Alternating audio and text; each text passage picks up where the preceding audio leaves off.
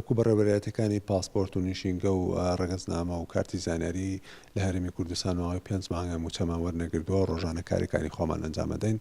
ڕاستی ئێمە پێش مانگێک یا مانگونێ پێش ئێستا سەردا هەموو بەڕێوەبەرێتەکان بە سەرپەرشتی بەڕێوەبەری گشتی سەردانی شاری بەغدامان کردووە لەوێ بەڕێز وەزیری ناوخۆ قاسم العەرەجیمان بینی. یەکێک لە داواکاریەکانمان ئەوە بوو کەوە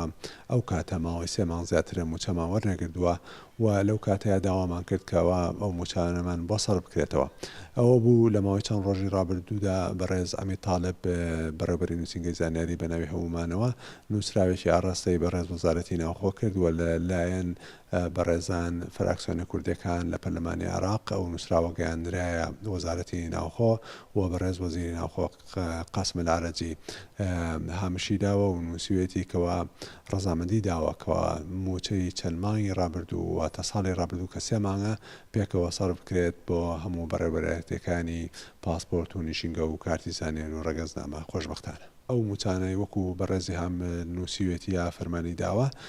موچەی هەر 3 مانگە سەرف دەکرێت و موچەکانی مانگەکانی ڕابردووش دوانەکەوێت لەمە دووە.